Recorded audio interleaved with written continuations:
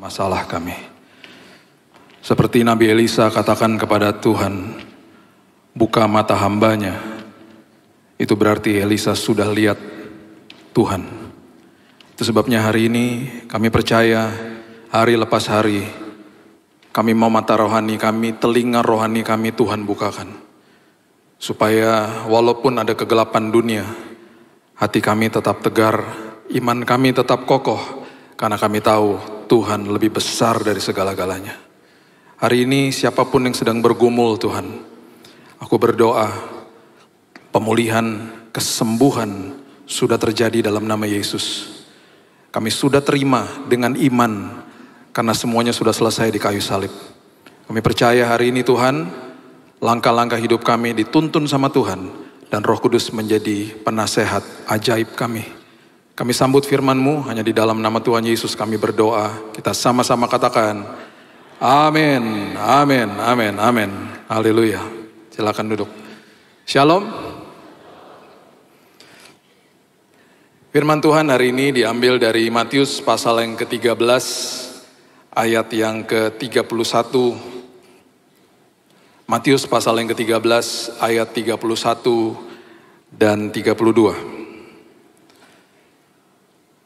Kalau Bapak Ibu ikuti khotbah-khotbah saya, pasti tahu bahwa saya sejak awal terkesima dengan prinsip kerajaan, dan itu yang memerdekakan hidup kita. Jadi kalau kita belajar Injil, itu ada dua derivatif. Yang pertama dikatakan Injil kerajaan sorga yang dibentangkan sama Yesus.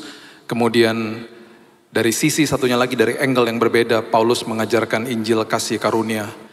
Tetap satu Injil, tetapi good news ini ada dua angle yang dibahas. Yang satu, kasih karunia membahas tentang pertobatan manusia, keselamatan manusia.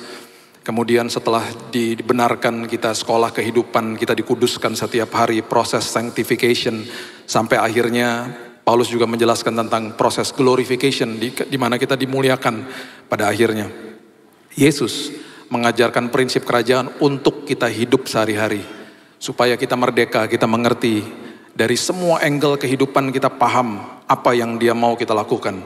Salah satunya adalah ini. Salah satunya diajarkan tentang Matius 13 ayat 31. Yesus membentangkan suatu perumpamaan lain lagi kepada mereka.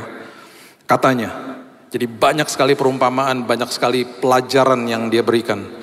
Hal kerajaan sorga itu seumpama biji sesawi yang diambil dan ditaburkan orang di ladangnya.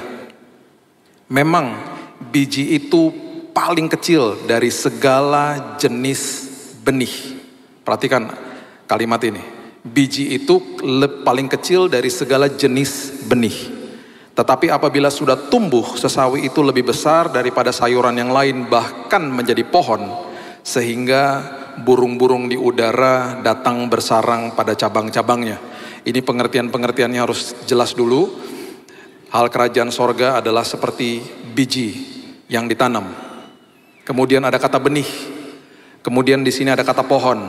Kemudian ada kata yang bersarang pada cabang-cabangnya. Perhatikan urutan ini. Ini yang Yesus ajarkan. Pertama kali selama 26 tahun saya belajar firman Tuhan.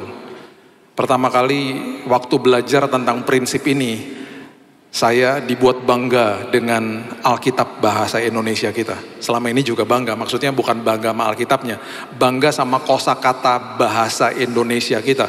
Karena bahasa Indonesia ini sangat terbatas dibanding dengan bahasa Inggris misalnya. Pertama kali ketika kita belajar tentang kata biji dan benih, itu di dalam bahasa Indonesia dibedakan. Kalau belajar bahasa Inggrisnya, versi-versi bahasa Inggris, dia hanya menyebutkan seed, hanya S-E-E-D. Bahkan kalau belajar ayat ini dikatakan the mustard seed is the smallest of all seeds. Jadi tetap pakai kata seed gitu ya. Dia cuma sebut aja mustard seed, biji sesawi. Bahasa Indonesia menjelaskan dengan sangat gamblang, dikatakan bahwa biji itu beda sama benih. Dan itu sangat jelas akhirnya untuk pembelajaran ini. Biji itu adalah sesuatu yang sangat mentah. Sesuatu yang raw, yang mentah, yang kita miliki. Ketika kita memulai sesuatu itu dimulai dari sebuah biji. Jadi sesuatu yang sangat kecil, makanya biji sesawi. Benih itu adalah biji yang dikondisikan. Itu benih. Jadi biasanya benih itu kemudian kalau kita pelajari tentang prinsip ini, Tuhan seolah-olah datang kepada kita, dia tanya, kamu punya apa? Kita katakan, saya hanya punya biji ini Tuhan. Imanku hanya sebesar ini. Diambil sama dia, bermitra sama dia, biji yang kecil itu dijadikan benih. Kemudian dia akan tanya lagi sama kita, yuk kita tanam sekarang. Sama seperti prinsip ketika kita belajar bahwa dia adalah ahli bangunan, dia nggak akan paksa kita. Dia akan katakan begini, biji ini yang aku kondisikan jadi benih, yuk kita tanam. Karena di dalam proses itu, nanti kamu akan bertumbuh menjadi sebuah pohon yang indah, dan bahkan nanti pada ujungnya cabang-cabangmu itu tempat bersarang burung-burung, artinya adalah hidupmu jadi berkat. Itu maksudnya. Jadi ini prinsipnya. Ya, ini adalah eksposisi ringan dari Matius 13 ayat 31 dan 32. Urutannya seperti begitu, ya. Nah, ketika bicara tentang sesuatu yang ditanam, itu berarti kita harus mengerti bahwa pohon ini merupakan sebuah metafor dari kehidupan rohani manusia. Kehidupan rohani manusia. Itu sebabnya Mazmur 1 ayat yang ketiga, firman Tuhan katakan begini. Mazmur 1 ayat yang ketiga. Nah, ayat-ayat seperti begini seringkali yang saya katakan di bulan lalu merupakan ayat-ayat yang seringkali dimutilasi. Artinya dimutilasi, main comot-comot aja, kemudian main dihotbahkan saja tanpa melihat konteksnya. Itu yang saya sebut eisegesis, bukan exegesis. Sesuai sama keinginan saya main ambil-ambil ayat aja, kemudian saya cocok-cocokin sama keinginan saya, dan akhirnya menyesatkan banyak orang.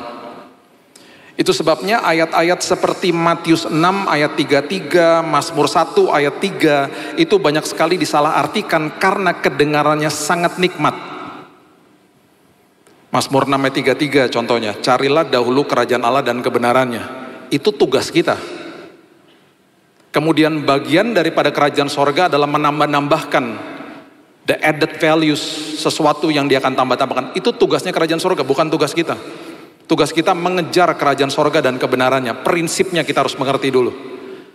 Kita abaikan itu karena kita suka dengan bagian kedua, bahwa saya akan ditambah-tambahkan. Mazmur pasal yang pertama ayat yang ketiga juga seperti itu.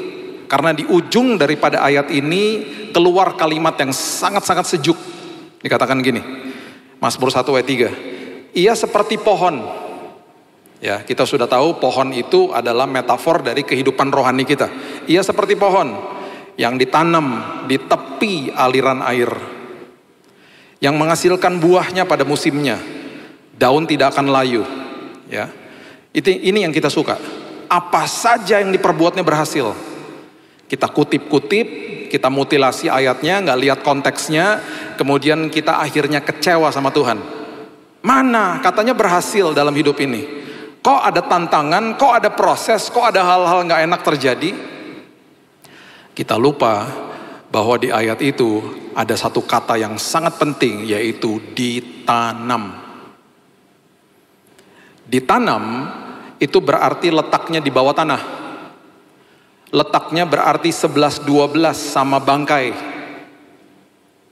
Itu sebabnya ketika di dalam sebuah proses, iblis akan datang sama kita karena kita merasa seperti bangkai, karena sebelah kanan kita itu letaknya sama di bawahnya tanah. Dia akan kerap kali katakan pengharapanmu pupus. Selesai udah. Dan kita percaya. Kita tidak paham bahwa peristiwa ditanam adalah peristiwa yang sangat indah. Karena biji yang dikondisikan jadi benih, kemudian ditanam sama Yesus, itu akan menghasilkan sebuah pohon yang indah, menghasilkan kehidupan yang indah. Satu-satunya yang Alkitab jelaskan tentang sesuatu yang harus dikubur dan tidak boleh tumbuh lagi, itu adalah masa lalu kita atau dosa kita. Ya. Roma pasalnya yang ke-6 ayat yang ke-4 dikatakan begini. Roma 6 ayat 4. Dengan demikian kita telah dikuburkan bersama-sama dengan Dia oleh baptisan dalam kematian, supaya sama seperti Kristus telah dibangkitkan dari antara orang mati oleh kemuliaan Bapa, demikian juga kita akan hidup dalam hidup yang baru. Ini adalah ayat yang digunakan ketika kita melakukan sebuah proses baptis. Proses baptis. Beberapa hari lalu saya membaptis seorang anak muda yang terima Yesus. Dan dia masih belum mengerti waktu saya katakan, waktu kamu nanti masuk ke dalam air, itu adalah proses di mana dosa masa lalumu dikubur, dan ketika engkau keluar dari air itu adalah proses di mana engkau menjadi manusia yang baru. Itu arti daripada ayat ini. Ya.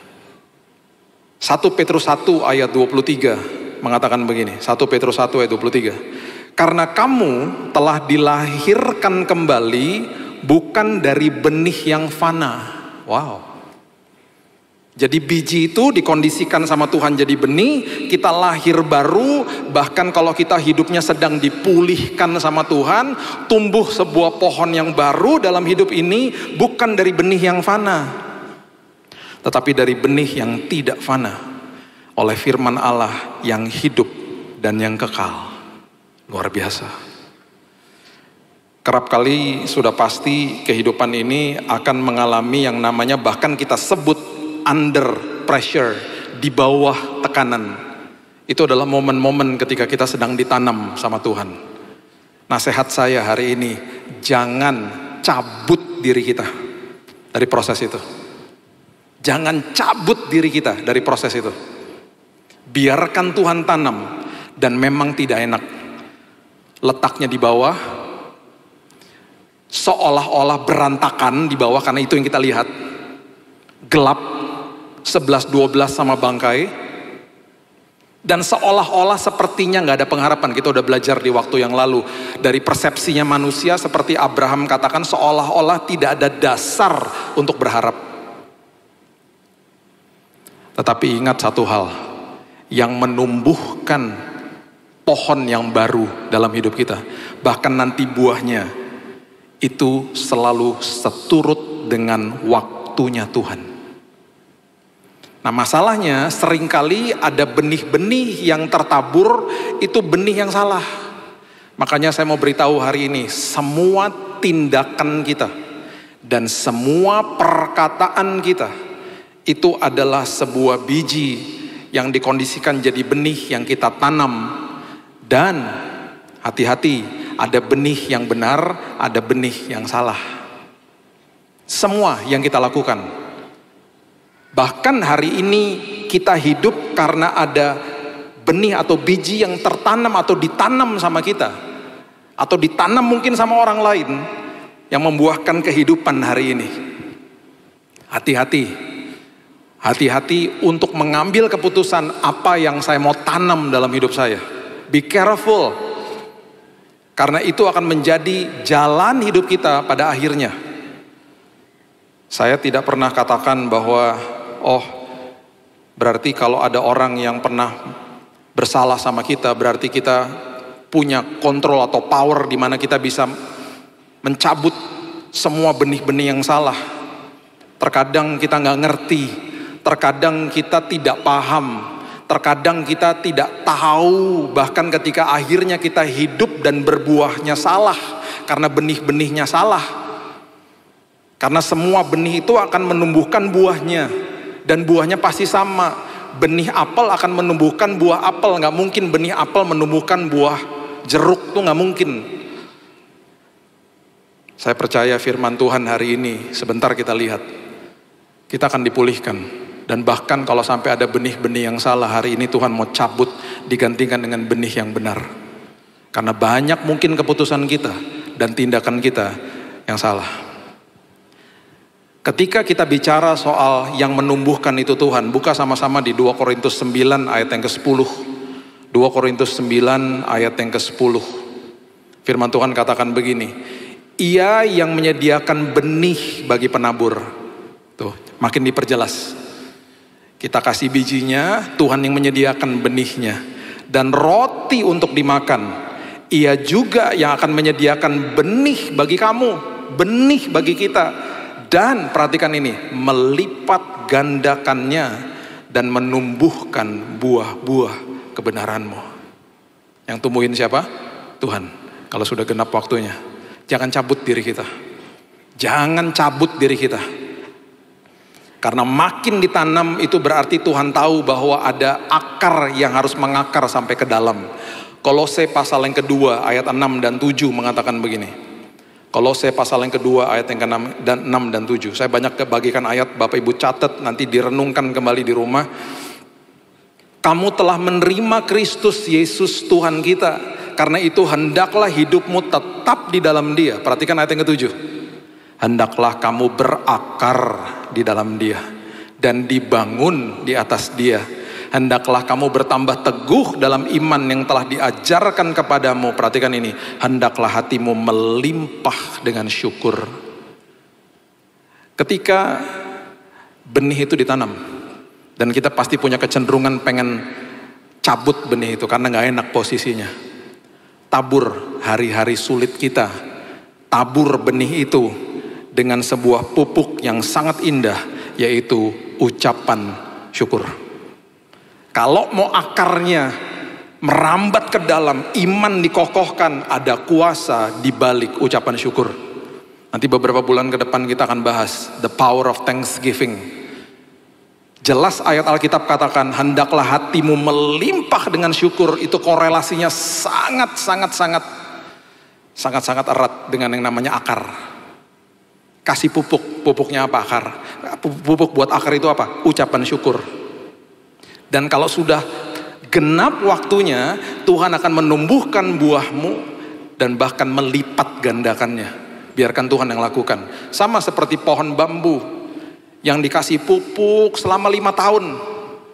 Bayangkan dalam waktu hanya seminggu, dia bisa bertumbuh 27 meter dalam seminggu. Setelah 5 tahun. Dan akarnya begitu kuat, sehingga badai sebesar apapun tidak sanggup merontokkannya. Itu bambu. Coba lihat, kalau kita bicara buah roh gitu ya, coba lihat Galatia 5 ayat 22 dan 23. Karena ini ayat populer. Dan ingat Galatia 5 ayat 22 sampai 23 ini disebutnya buah roh, bukan buah-buah roh. Mungkin dulu di sekolah minggu dikatakan buah-buah roh. Bukan, buah roh. Berarti kalau satunya nggak ada berarti buahnya rusak. Satu, buah roh. Karena hidupnya satu. Dikatakan begini, di dalam buah roh, di dalam hidup kita. Kalau kita mau ditanam, ini akan muncul dalam hidup kita. Kasih, sukacita, damai sejahtera, kesabaran, kemurahan, kebaikan, kesetiaan, kelemah lembutan, penguasaan diri. Ada 9. Saya nggak akan bahas semuanya, mengingat waktu. Coba lihat 3 pertama saja. Ya, saya mau tunjukkan kepada Bapak Ibu sekalian bahwa Alkitab kita yang sering mungkin dikatakan baru-baru ini, Alkitab tidak bisa dijadikan patokan. Saya sedih lah kalau dengar kayak gitu ya. Kita sudah pernah bahas juga ya. Bahkan kalau mau dikatakan progresif udah lama lah. Bukan, ini baru menguak aja berita-berita. Udah lama. Yang saya katakan tadi, mutilasi ayat itu juga progresif dari zaman dulu. Keinginan manusia dicocok-cocokin sama firman Tuhan. Banyak contohnya. Ya. Kita nggak punya waktu untuk lakukan itu sekarang. Ya. Perhatikan ini. Kasih, sukacita, damai sejahtera. Urutannya luar biasa ya. Paulus menulis ini kepada jemaat di Galatia. Perhatikan apa yang ditulis sama Yohanes. Ya. Yohanes 15 ayat 10 dan 11. Ingat ya, kasih, sukacita, damai sejahtera. Perhatikan Yohanes 15 ayat 10. Jikalau kamu menuruti perintahku, kamu akan tinggal di dalam kasihku, seperti aku menuruti perintah Bapakku dan tinggal di dalam kasihnya. Semuanya itu kukatakan kepadamu, kalau tinggal di dalam kasih, apa yang terjadi? Supaya apa? Sukacitaku ada di dalam kamu, dan sukacitamu jadi penuh. Urutannya jelas. Yang tulis berbeda loh. Walaupun yang penulisnya berbeda, sumbernya kan satu, Tuhan. Walaupun ditulis 1400 sampai 1500 tahun di dalam budaya, kultur, bahasa, background yang berbeda-beda, bahkan zaman yang berbeda-beda, tetap semuanya nyambung. Itu sebabnya Alkitab harus dijadikan patokan. 300 nubuatan tentang Yesus semuanya sudah digenapi.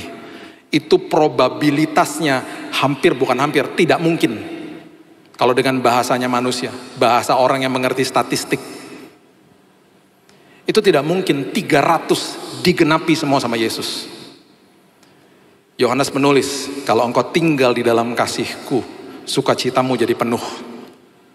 Disambung lagi sama Paulus ketika dia menulis suratnya untuk jemaat di Filipi. Filipi pasal yang keempat, ayat 4 sampai 7. Firman Tuhan katakan begini. Filipi 4 ayat 4 sampai 7. Bersukacitalah senantiasa dalam Tuhan. Sekali lagi ku katakan bersukacitalah. Kasih, sukacita toh. Sekarang dia mulai dengan sukacita. Yuk, ya, keep your joy. Bersukacitalah senantiasa. Hendaklah kebaikan hatimu diketahui semua orang, Tuhan sudah dekat. Jangan hendaknya kamu khawatir tentang apapun juga. Nyatakan dalam segala hal keinginanmu kepada Allah dalam doa dan permohonan dengan ucapan syukur. Perhatikan ayat 7. Kasih, sukacita, apa yang dikatakan ayat 7? Damai sejahtera Allah yang melampaui segala akal akan memelihara hati dan pikiranmu dalam Kristus Yesus. Wow. Itu Alkitab kita. Masih mau berani-berani bilang gak jadi patokan. Semuanya nyambung. Kasih, sukacita, damai sejahtera. Kalau ingat khotbah saya beberapa bulan yang lalu, jalan, kebenaran, dan hidup. Ratusan tahun, mungkin 600 sampai 700 tahun ditulis sama Yesaya. Penasehat ajaib, Allah yang perkasa, Bapa yang kekal, Raja damai. Itu kaitannya dengan apa? Jalan, kebenaran, dan hidup. Masuk ke dalam jalannya Tuhan. Orang bilang apa? Mana ujungnya? Kan gak kelihatan. Kan Tuhan seringkali memang tidak kasih tahu ujungnya. Sama seperti perjalanannya Abraham, sama seperti perjalanannya Majus. Mereka gak pernah tahu kota yang mereka akan tujui. Mereka hanya percaya sama pimpinan Tuhan. Tuhan katakan apa? Masuk ke dalam jalanku, karena aku adalah penasehat ajaib. Aku akan nasihati kamu nanti selagi berjalan. Selagi berjalan kamu akan menemukan kebenaran. Apa kebenarannya? Kamu akan tahu dan kamu akan sadar bahwa Allahmu adalah Allah yang perkasa. Dan di dalam perjalananmu kau akan tahu bahwa Bapakmu adalah Bapak yang kekal. Dan setelah itu kamu akan menghidupi sebuah hidup yang berkelimpahan yang aku janjikan kepadamu. Kenapa? Karena aku adalah Raja damai. Dahsyat. Dahsyat. Itu Alkitab kita. Masih mau berani-berani bilang gak jadi patokan. Come on. Ini hanya segelintir yang saya bisa bagikan hari ini. Belum lagi yang banyak. Makanya seringkali saya nangis kalau baca Alkitab. Dan ketagihan. Ketagihan saya. Karena pewahyuannya sangat-sangat luar biasa. Setelah itu tumbuh. Ya, Mazmur tadi katakan apa? Ditanam. Ditanam berbuah pada musimnya. Berbuah pada musimnya kemudian dikatakan apa? Daunnya tidak akan layu. Wow, daunnya tidak akan layu. Berarti apa? Musim boleh berganti, daun gak akan layu. Daun itu adalah mahkota untuk sebuah pohon. Pohon itu kelihatan indah kalau ada daunnya. Sama seperti seseorang itu indah kalau ada rambutnya. Coba baca ini selingan aja ya. Saya cuma mau kasih tahu aja ya. Bahwa saya kalau baca ayat ini saya suka sedih. Lukas 21, sampai hafal saya. Ayat 18. Kalau ditampilkan di belakang Bapak Ibu baca aja, saya nggak mau baca. Udah? Ya udah. Saya nggak mau baca, sedih soalnya. Ya, balik lagi. Di musim dingin, itu pohon harus simpen nutrisinya. Ya, pohon harus simpen nutrisinya. Jadi untuk dia bertahan di musim dingin, ini kalau kita pernah tinggal di negara 4 musim, saya pernah tinggal di negara 4 musim 13 tahun, jadi saya paham. Kalau yang namanya musim gugur, itu adalah musim sebelum musim dingin. Musim gugur itu adalah ketika nutrisi daripada pohon itu tidak disalurkan kepada ranting-rantingnya. Karena pohonnya harus menyimpan nutrisinya untuk musim dingin. Alhasil yang terjadi adalah daun-daunnya rontok.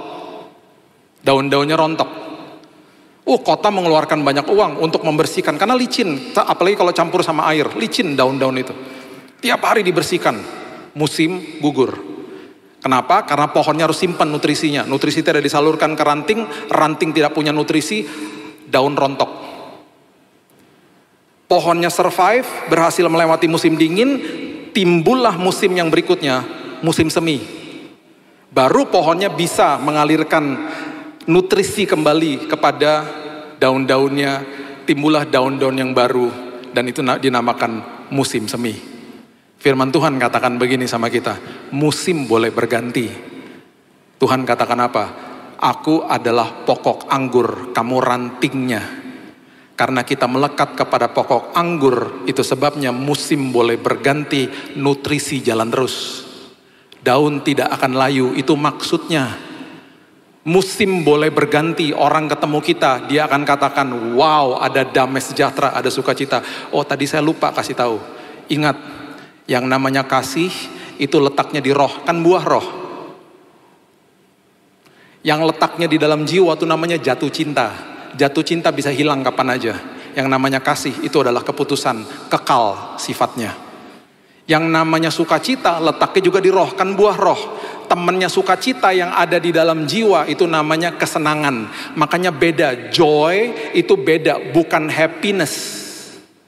Yang namanya kesenangan bisa terusik, bisa hilang kapan saja. Makanya dikatakan the joy of the Lord is my strength. Sukacita Tuhan adalah kekuatanku, bukan kesenanganku adalah kekuatanku, bukan.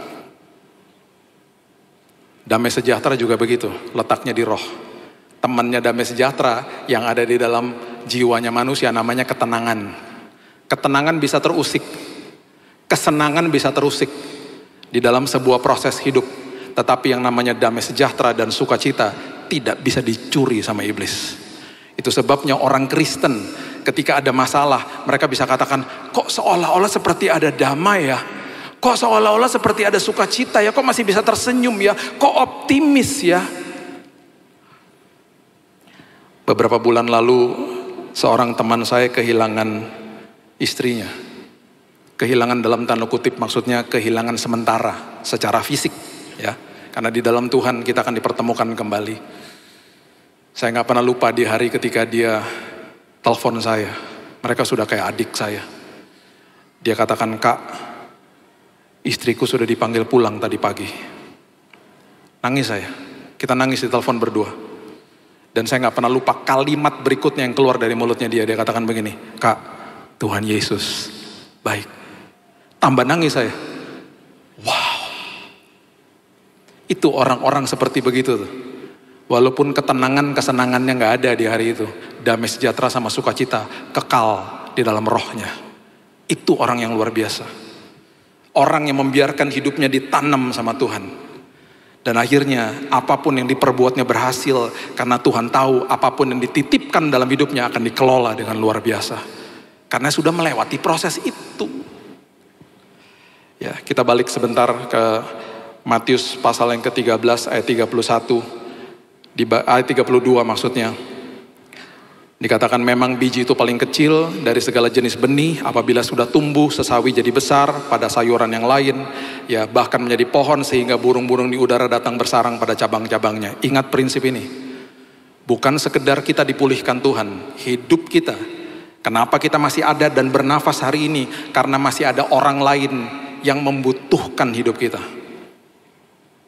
Mungkin kita berpikir, enggak, saya hidup sendiri. Saya seolah nggak ada orang yang juga senang dan mengasihi saya, Pak. Jangan salah.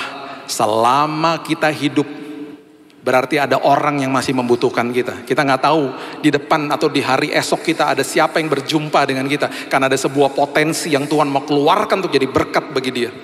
Karena itu selalu begitu, sudah jelas ayatnya. Nah, saya akan tutup dengan ini. Kita tadi bicara soal kita menabur. Ya kan, kita menabur biji benih. Tapi kan kita nggak bisa kontrol kadang-kadang apa yang ditabur sama orang lain dalam hidup kita. Bahkan di dalam kelemahan kita, apa yang ditabur sama iblis bisa tumbuh menjadi sebuah akar yang tidak benar di dalam sini. Bahkan sebuah peristiwa yang terjadi bisa membuat kita bahkan kecewa sama Tuhan. Di bagian ini saya mohon maaf, karena saya akan tutup bagian ini dan ini agak sensitif. Dan kalau sampai hari ini kita akan ingat tentang peristiwa-peristiwa itu, paling tidak hari ini kita dapat kuncinya. Ada benih yang ditanam, mungkin di masa lalu kita, oleh orang tua kita mungkin, oleh saudara atau orang terdekat kita, yang kita nggak tahu caranya, dan sampai hari ini itu mengakar menjadi akar kepahitan. Sebuah momen peristiwa mungkin yang kita lakukan dalam hidup kita, sebuah kesalahan mungkin yang kita lakukan dalam hidup kita, dan kita hari ini punya kepahitan sama siapa? Diri sendiri. Menyalahkan diri sendiri, menyesal dan gak ada habis-habisnya. Atau mungkin hari ini ada sebuah peristiwa yang terjadi, dan karena kita gak ngerti, kita dibohongin sama iblis, kita kecewa sama Tuhan, bahkan kita kepahitan sama Tuhan. Apapun itu, hari ini indikasinya jelas. Kalau yang pertama, kalau peristiwa itu masih terekam di dalam pikiran kita, dan kita masih ngulang terus, dan kita bahkan membuat skenario sendiri dalam hidup kita. Bahkan kalau ada orang yang pernah nyakiti kita, kita membuat skenario di dalam pikiran kita. Nanti kalau aku ketemu kamu, ini pembalasanku, aku akan giniin kamu nanti, dan lain sebagainya. Itu masih terngiang-ngiang di dalam pikiran kita. Itu adalah indikasi sudah ada akar kepahitan di dalam sini. Amsal 4 ayat 23 mengatakan, jagalah hatimu dengan segala kewaspadaan, karena dari situlah terpancar kehidupan. Yang kedua, kalau hari ini kita senantiasa masih mengeluarkan kata-kata negatif, sinis, sarkastik, asumsi, ada kemungkinan besar ada akar kepahitan di dalam sini. Karena mulut tidak bisa mengelabui hati. Bahkan mungkin kita tahu orang di sekitar kita yang kalau ketemu auranya negatif terus, ngelihat keburukan orang terus, gampang marah dan lain sebagainya. Hati-hati, itu indikasi masih ada kepahitan di sini yang gak pernah mau dibahas. Roma 3 ayat 14 mengatakan, mulut mereka penuh dengan sumpah serapah. Yang ketiga, indikasinya tubuh kita secara fisik sakit-sakitan. Gak itu mah lah, GERD lah, apalah dalam sini, terus menjalar ke lain-lain lah. Ada kemungkinan besar kita belum lepaskan pengampunan. Ada akar kepahitan di dalam sini. Dan yang paling bahaya, yang keempat, yang paling bahaya, indikasi orang yang kepahitan, orang-orang di sekitarnya dia, apalagi orang terdekat, pun mengalami kepahitan gara-gara dia. Ibrani pasal yang ke-12 ayat yang ke-15. Ibrani pasal yang ke-12 ayat 15. Dikatakan, jagalah supaya jangan ada seorang pun menjauhkan diri dari kasih karunia Allah. Perhatikan kalimat-kalimat ini. Ini ada kaitannya dengan dua ayat terakhir yang saya bagikan. Oke, catat ini baik-baik. Jangan jauh-jauh dari kasih karunia Allah. Perhatikan ini. Agar jangan tumbuh akar yang pahit, yang menimbulkan kerusuhan dan yang mencemarkan banyak orang. Seorang bapak yang pahit sama bapaknya yang dulu dan gak pernah melepaskan pengampunan, ada kemungkinan besar anaknya pun pahit sama dia. Karena hal yang dia lakukan dulu, dia akan lakukan kepada anak-anaknya karena belum pulih. Papa saya adalah anak dari tentara Kenil di Manado. Dan papanya sangat kejam, saya gak pernah ketemu sama opa saya. Dia udah meninggal. Di kampung di Tomohon itu dikenal sebagai Pak Lantang yang paling galak di situ. Tentara Kenil, besar badannya, turunan Portugis. Papa saya udah kebiasaan diikat di pohon, ditelanjangin, disemutin semut merah, dipermalukan di kampungnya. Waktu saya dengar cerita ini, setelah saya bertumbuh dewasa, pertanyaan saya cuma satu, "Pak, kok papa gak pernah mukulin kita kayak gitu? Kok papa adalah papa yang sangat mengasihi kita, papa kok gak pernah mukulin mama? Kita lihat sosok papa yang sangat-sangat indah setiap hari." Dia katakan begini, "Sebelum saya nikah sama mamamu, saya pastikan semuanya itu diangkat dan aku lepaskan pengampunan kepada papaku. Karena kalau tidak, itu menjadi sebuah bagasi ekstra yang dibawa kemana-mana. Bagasi ekstra di dalam perjalanan kalau dibawa kemana-mana, yang repot orang-orang yang traveling sama-sama kita. Karena kita bawa banyak barang, akhirnya dibantuin toh, mereka kena imbasnya. Itu extra baggage namanya. Hari ini, sekali lagi saya mohon maaf, karena saya harus kasih tahu ini, karena Tuhan mau pulihkan kita semuanya. Dengan saya mengatakan ini, ada kemungkinan di antara kita yang teringat kembali dengan peristiwa yang menyakitkan itu dalam hidup ini. Saat ini, saya tutup dengan ini. Setiap kali kita dengar dan kita bertemu dengan sebuah peristiwa atau perkataan orang yang mengingatkan kita tentang hal-hal yang buruk yang tertanam di dalam sini, itu yang saya sebut dan saya tutup sama ini ya, dengan momen namanya momen api arang. Saya jelasin. Momen api arang, jangan lupa peristiwa ini. Oke? Saya bagikan 2 ayat ini. Dan saya berdoa ini memulihkan kehidupan kita semuanya. Yohanes 18 ayat 18. Yohanes 18 ayat 18. Sementara itu hamba-hamba dan penjaga-penjaga bait Allah telah memasang api arang. Ini adalah peristiwa ketika Petrus ngikutin Yesus masuk ke dalam rumahnya imam besar Kayafas. Ya, dia ikutin ke situ dan hari lagi dingin, mereka kemudian pasang, mungkin kalau kita lihat di film-film ada gentong isinya kayu-kayu, dipasangin api karena mereka mau bersanding. Bersanding itu berarti menghangatkan diri di situ. Dikatakan begini, sebab hawa dingin waktu itu, mereka berdiri berdiam di situ. Berdiam itu menghangatkan diri. Juga Petrus berdiri berdiam bersama-sama dengan mereka. Peristiwa ini adalah peristiwa di mana Petrus menyangkal Yesus 3 kali. Karena ditanya sama hamba perempuan dari tempat istananya Kayafas. "Loh, kamu kan muridnya?" "Bukan." 3 kali. Yesus mati, Yesus bangkit. Penampakan diri Yesus yang ketiga itu ada di Danau Tiberias. Murid-muridnya ada berapa? Ada 7. Dan ini luar biasa, angka-angka di Alkitab itu adalah simbol-simbol yang dahsyat. Gak sembarangan ditulis. 3 angka kebangkitan. 7 angka sempurna dalam firman Tuhan. Ada 7 muridnya di situ. Simon Petrus, Thomas, anaknya Zebedius, berarti apa? Yohanes sama Yakobus. Ada Nathanael, ada 2 lagi murid yang tidak disebutkan namanya. Ada 7 di situ. Mereka lagi menjala ikan. Yesus lagi ada di pesisir di pantainya. Tahu nggak dia ngapain? Dia lagi buatin mereka breakfast, makan pagi. Perhatikan ayat terakhir ini, Yohanes 21 ayat 9. Yohanes 21 ayat 9.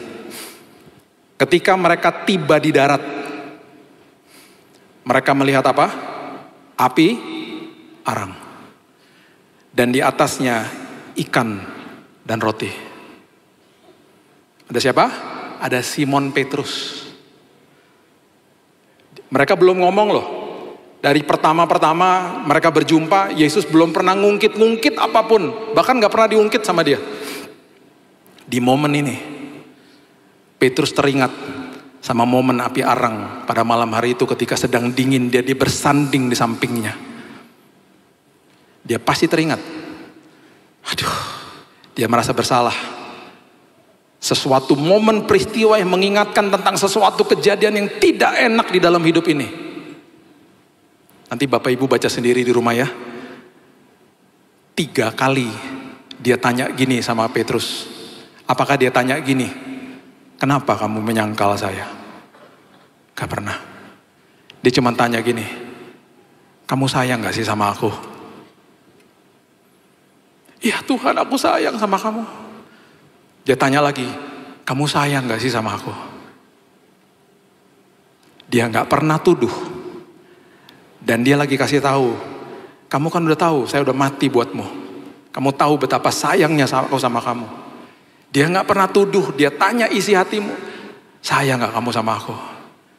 3 kali ditanya, 3 kali Petrus menjawab, yes, I love you Lord. Dan 3 kali dia katakan, gembalakan dombaku. Hari itu Petrus mengalami yang namanya kasih karunia Tuhan. Dan semua momen-momen yang menyakitkan itu, hari itu dipulihkan. Semua benih kepahitan apapun dicabut sama Tuhan. Dia tanam sebuah benih yang baru, namanya grace, kasih karunia.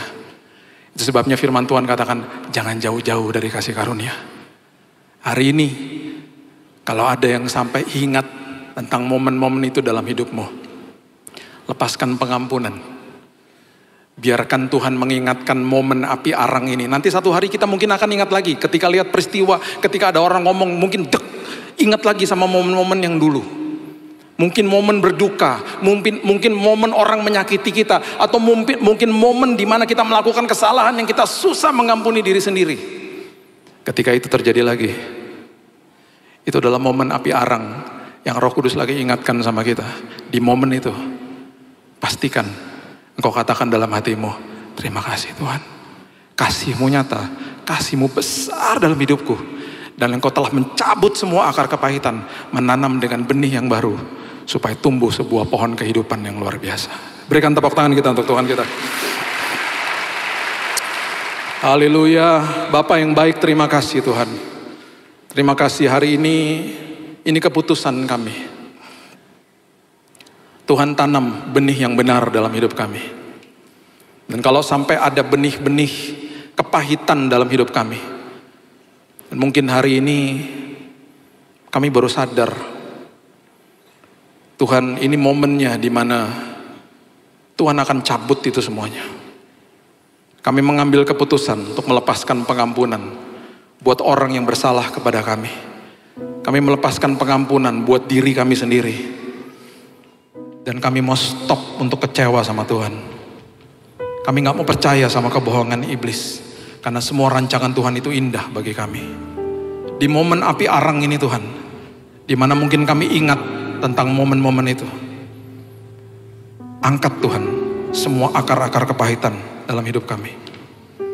Tanami dengan benih yang baru, benih yang akan menumbuhkan pohon kehidupan, yang menghasilkan buah roh, di mana hidup kami, akhirnya ranting-ranting hidup kami, menjadi tempat tenggeran daripada kehidupan orang lain, menjadi berkat bagi orang lain. Terima kasih Bapa yang baik. Ini hidup kami, kasih karunia-Mu ada, nyata, terjadi atas kami hari ini. Thank you Lord. Terima kasih Tuhan buat kasih-Mu. Kami terima firman kebenaran, dan kami akan jadi pelakunya. Hanya di dalam nama Tuhan Yesus kami sudah berdoa dan mengucap syukur. Kita sama-sama katakan amin. Tuhan berkati.